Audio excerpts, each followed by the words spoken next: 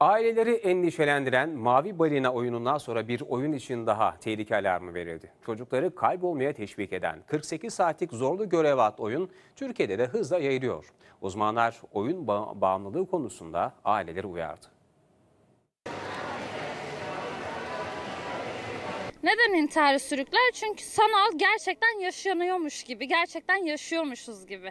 Yani benim gözümde sanal diye bir şey yok. Oyunu ben gerçekten yaşıyorum. Mutsuz yaşamaktansa mutlu ölüm felsefesi içeren bu tarz zararlı oyunların yaş aralığı tabii ki ergenlikte daha fazla. Gençler arasına yayılan ve dünya çapında yüzlerce intihar olayıyla bağdaştırılan Mavi Balina adlı oyundan sonra şimdi de tehlikeli bir oyun daha piyasada. 48 saatlik zorlu görev isimli oyun çocukları 2 gün ortadan kaybolmaya yönlendiriyor. En son İngiltere'de 12 yaşında bir çocuk 2 gün ortadan kayboldu. Çocuğun bu oyuna katıldığı düşünülüyor. 48 saatlik yarışma, işte 48 Hours Challenge isimli bir oyun gündemde Facebook'ta.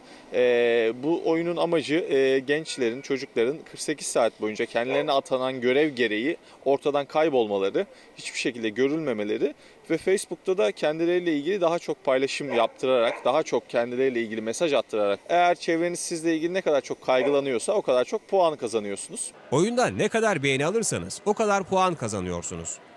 Özellikle şiddet içerikli oyunlar tercih ediliyor ki ve kızgınlıkları, öfkelerini bu şekilde dile getirmeye çalışıyorlar. Aslında burada oyunları tercih ederken ailelere de bir mesaj veriyorlar.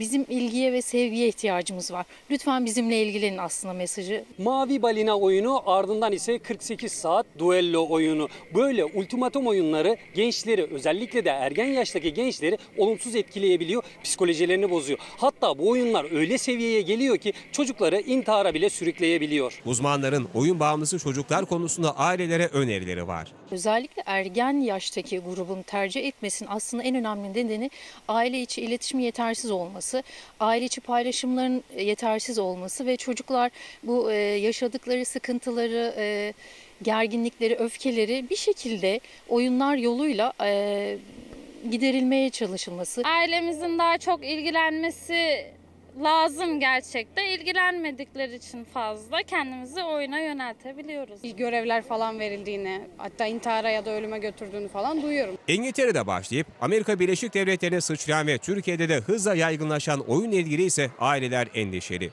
Çocuklarınızın Facebook hesapları var ve sosyal medyada birçok hesapları var.